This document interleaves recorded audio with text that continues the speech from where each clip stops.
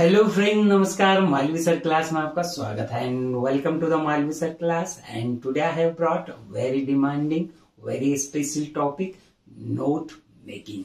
So let's start note making.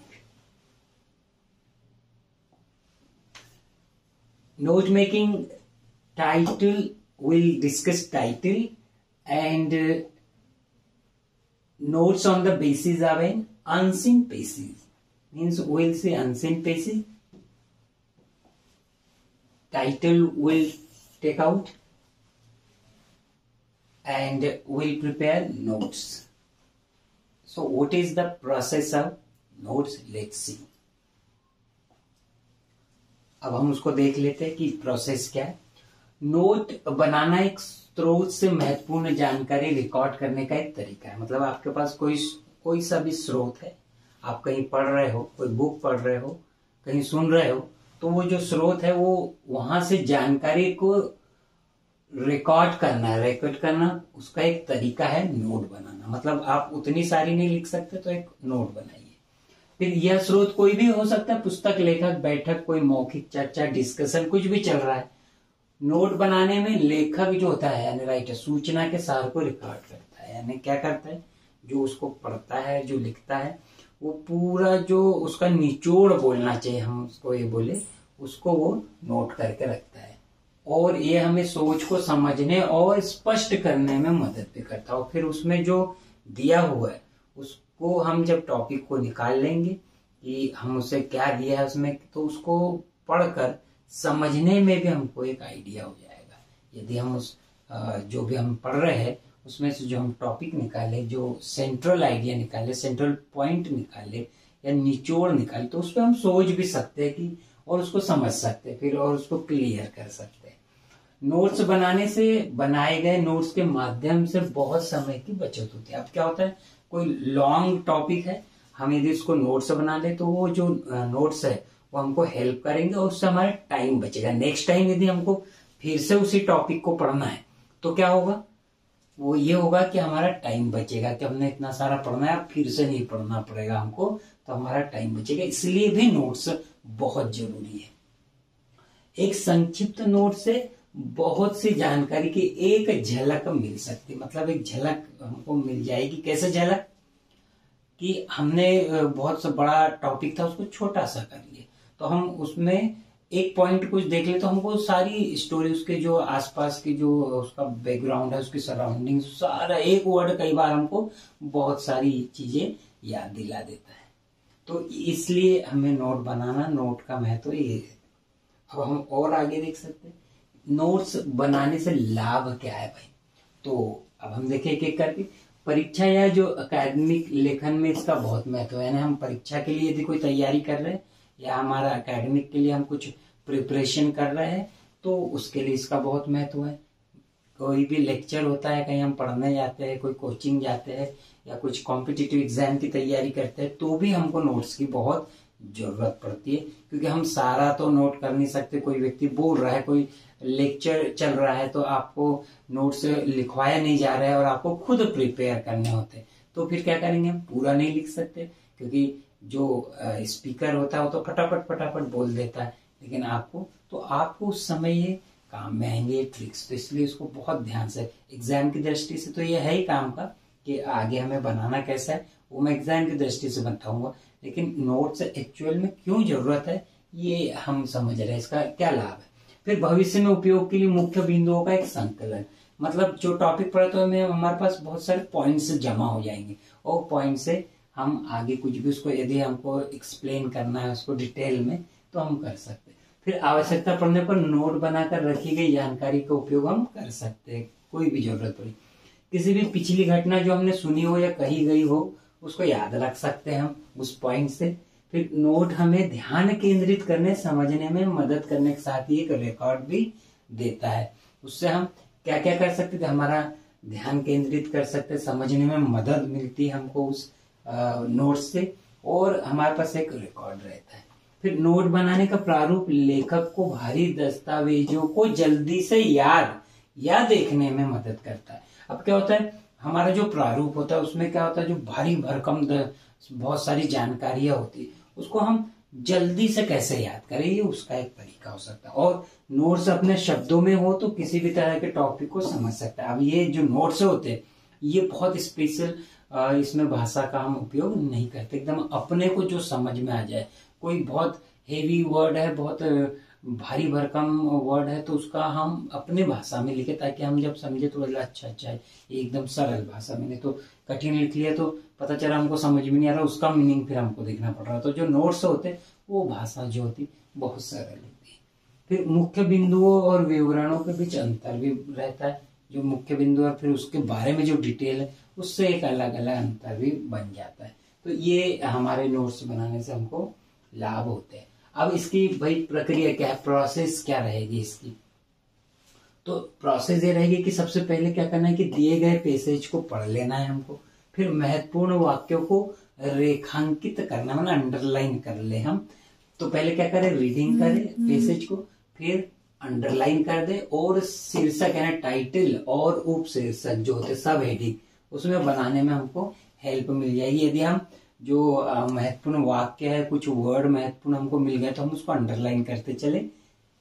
एक मुख्य विचार प्राप्त करने के लिए पहले एक मोटा नोट बनाया, यानी पहले रफ एक हम बना के रखे कि अच्छा क्या क्या दे रहे, तो उसको हम अलग से नोट करके रखे, तो हमको उससे सेंट्रल आइडिया मिलेगा कि भाई ये जो पूरा पैसेज है ये है किसके बारे में, कहाँ ये घूम रहा है, किस टॉपिक के आसपास घूम रहा है।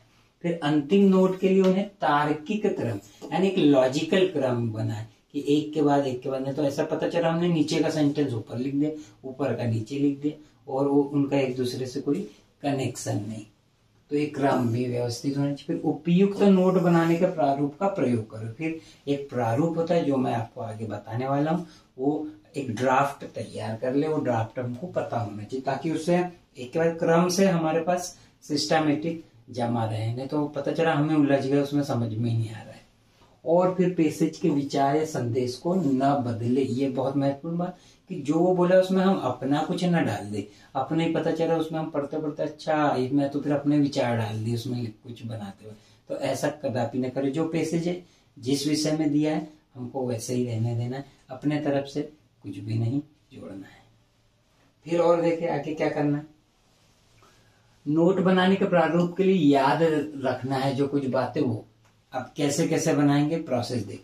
लंबे वाक्यों को शीर्षक या शीर्षक के रूप में प्रयोग नहीं, यानी जो शीर्षक होता है वो लंबा नहीं होना चाहिए, उसको हम उसके रूप में प्रयोग ना करें। लंबा एक लाइन बना दी और उसको हमने टाइटल दे दी, टाइटल पूरा एक लंबा चौड़ा सेंटेंस, बिल्कुल नहीं। जो गद्यांश यानी हमारा जो पैसेज है उसका जो सेंट्रल आइडिया को ध्यान में रखे, केंद्र बिंदु को ध्यान में रखने से मतलब है सेंट्रल आइडिया कि वो किस चीज के आसपास घूम रहा है। तो ये हम उसको पढ़ने से हमको एक दो रीडिंग हम देंगे तो आ जाएगा। फिर पहले उसमें से रफ नोट कुछ इम्पोर्टेंट जो वर्ड है वो निकाल ले, अंडरलाइन कर ले कुछ वाक्य, तो ये निकल के आता है। ऐसी जानकारी पर ध्यान न दे जो कम महत्वपूर्ण। अब उसमें कुछ एडिशनल मतलब अननेसेसरी बात रहेगी तो हमको उसको भी एकदम ऐसा नहीं कि सब चीजें हमको नोट करना। हमारे लिए काम की चीजें जो है उसमें कई चीज अनावश्यक जानकारी भी दी रहती तो वो हम नोट ना करें। फिर कैसा हो, संक्षिप्त है एकदम, छोटा शॉर्ट हो, क्लियर हो और विशिष्ट बने, यानी स्पेशल रहना चाहिए भाई। तार्किक क्रम का प्रयोग करें, लॉजिकल जो हमारा ऑर्डर है क्रम रहे।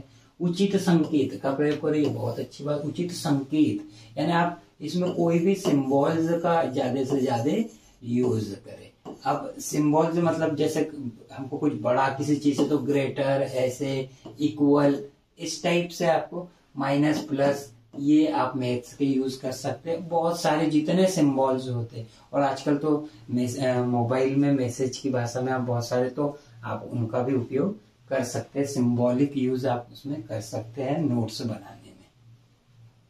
भ्रम से बचने के लिए कोई जगह ना छोड़े, से मतलब है कोई आपको कंफ्यूजन ना हो तो वहां बीच में आप कहीं कोई न रहने दे, कंफ्यूजन ना हो जाए तो उसके लिए आप कहीं अपने लिए कि बाद में मैं इसे कर लूंगा वो कर लूंगा, तो ये इसके लिए भी नहीं करें। इसके लिए आपको बिल्कुल स्पेस नहीं छोड़ना है कि हाँ नहीं यहाँ पर मुझे कंफ्यूजन है।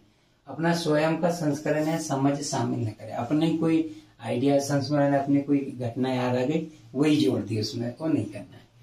और संक्षिप्त अक्षर यानी एब्रीविएशन का आपको यूज करना है। एब्रीविएशन ये इसकी सबसे बहुत महत्वपूर्ण बात है, एब्रीविएशन। तो एब्रीविएशन क्या होते हैं?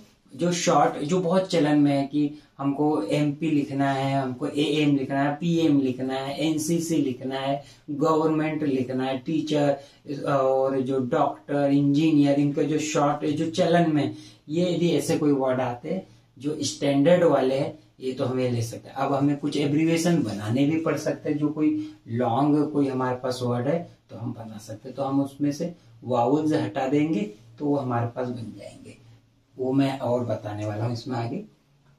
फिर जो रंग यानी कलर, रेखा चित्र, प्रतीकों को जोड़कर अपने नोट को अधिक यादगार बनाए, यानी कोई सिंबल्स को रेखा चित्र यानी ड्राइंग उसमें कर दी याद रखने के लिए, तो ये सब भी आप यूज कर सकते हैं।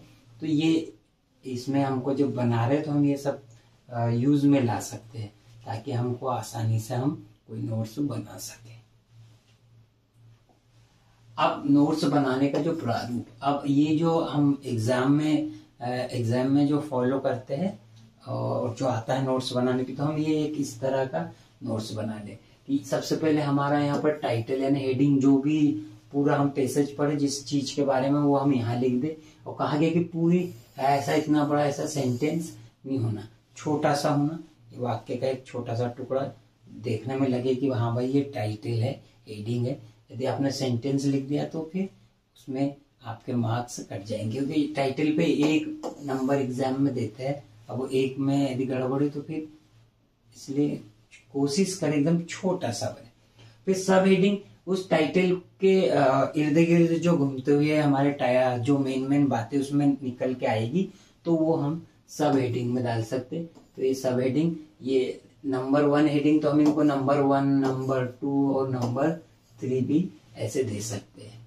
फिर इन सब हेडिंग के लिए पॉइंट्स की इसको यहाँ हमने कोई बात लिखी तो उसके बारे में हम क्या क्या लिख सकते हैं, तो उसमें से हम जब पढ़ेंगे तो जब हम ये सब हेडिंग निकालेंगे तो उससे रिलेटेड, यानी इस बात को बताने के लिए हमारे पास क्या क्या पॉइंट हो सकते हैं, तो उससे रिलेटेड जो भी वर्ड हमको मिलेंगे हम उनको यहाँ पॉइंट के रूप में 1, 2, 3, 4 कितने भी हो सकते हैं, 4, 5, 6, लेकिन हम उस लेंथ के हिसाब से। अभी जो पैसेज है अभी उसका साइज छोटा हो गया क्योंकि समरी हटा दी गई है, समरी नहीं पूछी जाती, तो हम क्या करेंगे, छोटे छोटे उसमें पॉइंट लिखो। इसको बढ़ा भी सकते हैं, छोटे भी कर सकते हैं, डिपेंड करता है कि पैसेज कैसा है।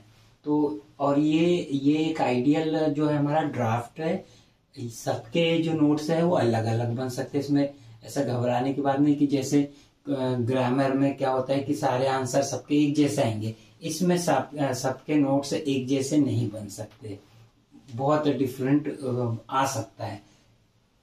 फिर सब हेडिंग, ये इसके बाद ये कोई हेडिंग हमने ली, यहाँ पर कोई ली, तो उससे रिलेटेड पॉइंट्स हम यहाँ लिख सकते हैं, यहाँ लिख सकते हैं। और फिर तो ये हमने 1, 2, 3 मैंने बनाया है, ये 4 भी हो सकता है, ये मेन हेडिंग 4 हो सकती है, 5 हो सकती है, डिपेंड करता है कि लेंथ कितनी है हमारे पेसेज की, और इनके पॉइंट्स में भी अंतर। फिर इन पॉइंट्स हमने यहाँ कुछ लिखा और इन पॉइंट्स का कोई एग्जाम्पल्स है, कुछ लिखना है हमको, तो वो यहाँ पर भी आ सकता है, हम छोटे छोटे लिख सकते हैं। यहाँ पर कुछ उदाहरण लिखना है हमको तो हम और बढ़ा सकते हैं इनके आगे।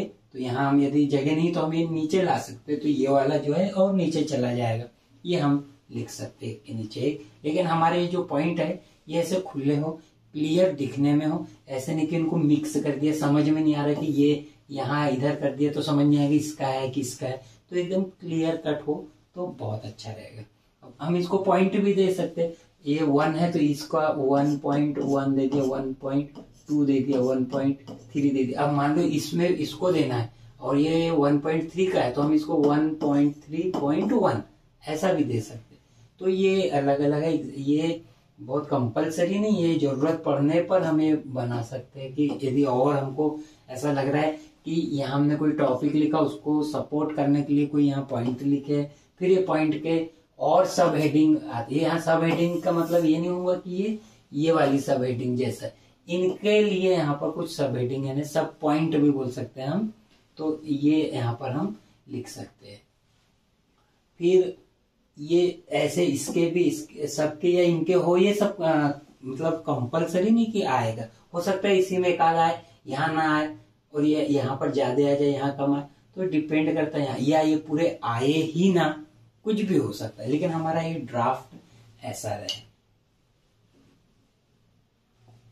अब ये वही पॉइंट है जो मैंने बताया था, यहाँ हम टाइटल लिख देंगे, फिर ये नोट्स जो हमने लिखा, फिर ये 1.1, 1.2, 1.3, फिर ये AB हमने इसको नाम दे दिया था जो मैंने बताया था, फिर ये 2 यहाँ कुछ लिखा तो उससे रिलेटेड कुछ है तो 2.1, 2.2, 2.3, फिर इनका भी कुछ एग्जाम्पल हो सकता है, इनका एग्जाम्पल सा होगा तो वो यहाँ लिख देंगे, और फिर ये करके जो मैंने आपको वहाँ बताया था इसके पहले, तो ये इसको पॉइंट में मैं बता रहा हूँ, तो इसमें हम यहाँ ऐसे लिख सकते हैं, तो अलग अलग रहेगा। थोड़ी सी हम दूरी रखें ताकि वो क्लियर हमको दिखे कि हमने लिखा क्या है। अब हमारे पास एक ये छोटा सा पैसेज है, यदि हम ये इसको करें तो हम इसको पहले पढ़ ले कि crude mineral oil comes out of the earth as a thick brown और black liquid with a strong smell. It is a complex mixture of many different substances, each with its own individual qualities.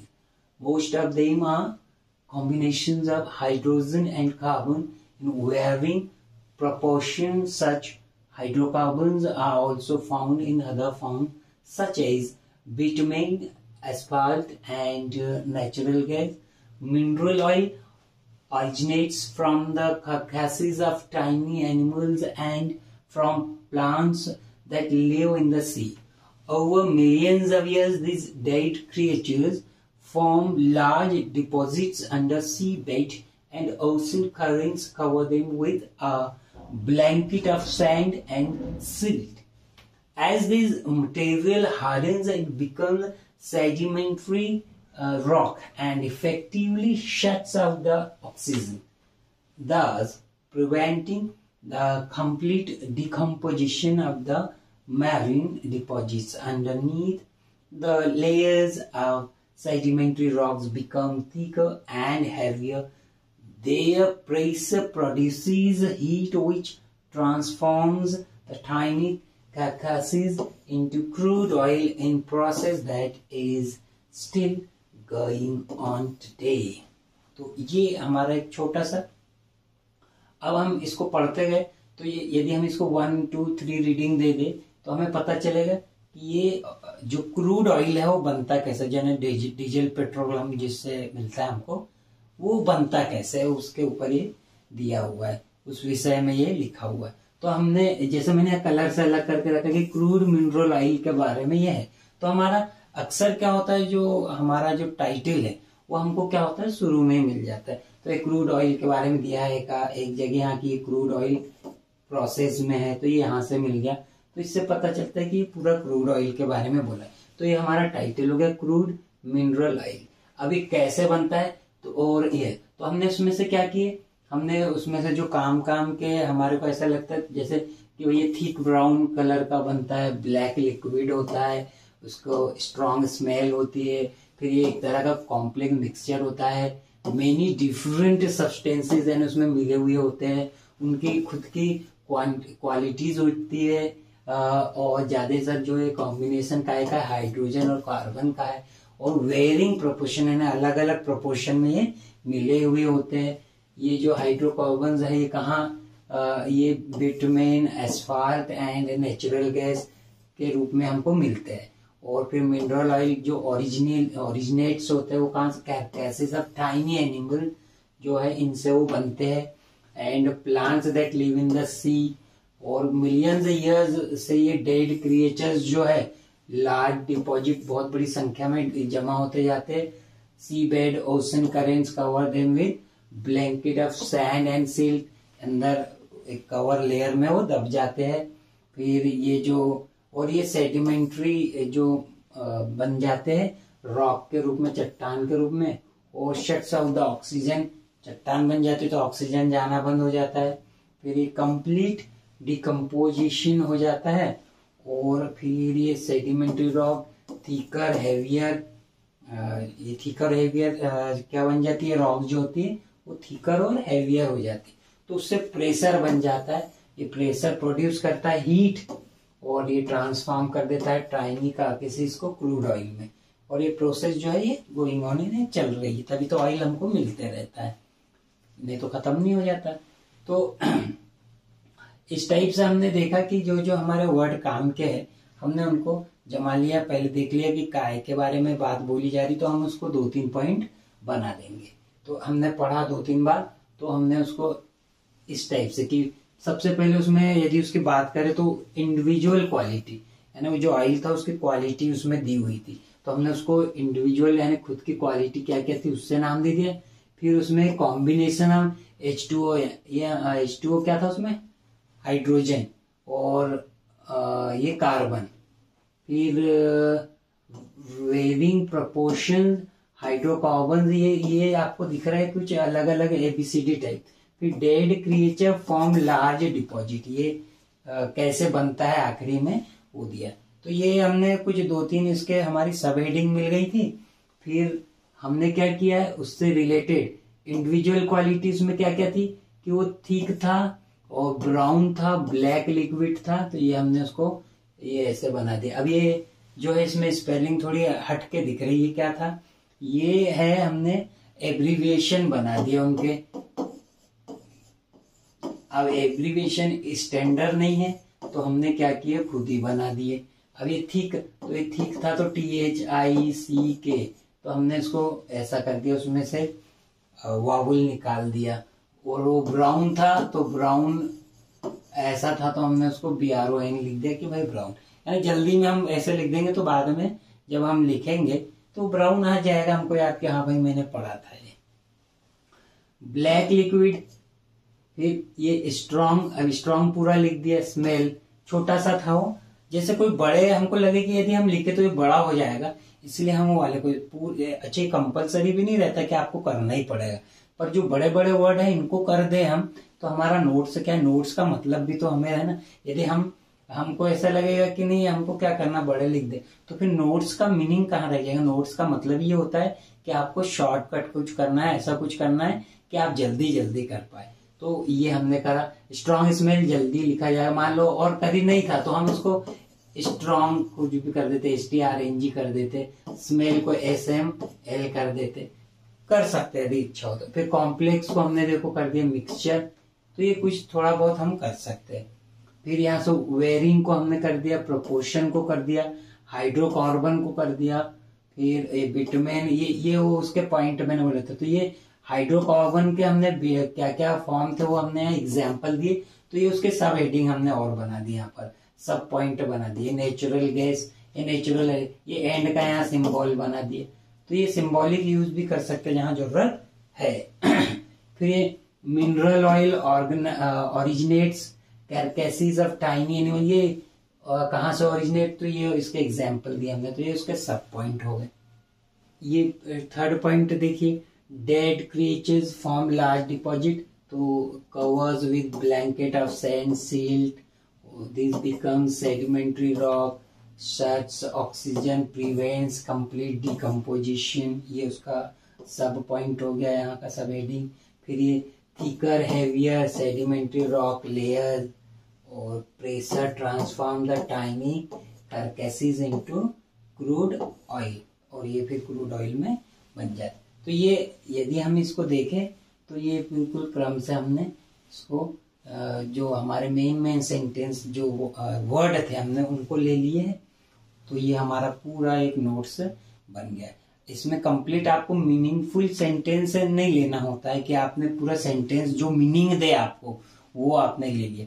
आपको तो notes ये करने हैं कि हम जब इनको हम मिला ले, जोड़ ले, इनको जोड़ के फिर हम एक सेंटेंस बना ले बाद में जब हमें उसे एक्सप्लेन करना है। लेकिन पढ़े वाले को बड़े हो, किसी मैटर को हमको छोटा करना है तो हमें ऐसे मेन उसके जो वर्ड रहेंगे वो ही लेना पड़ेगा आपको, कि पूरा का पूरा मीनिंगफुल सेंटेंस यदि आप यहाँ लिख देंगे तो फिर नोट्स का मीनिंग नहीं रह जाए। तो आप ये इस टाइप से ऐसे लिख सकते हैं।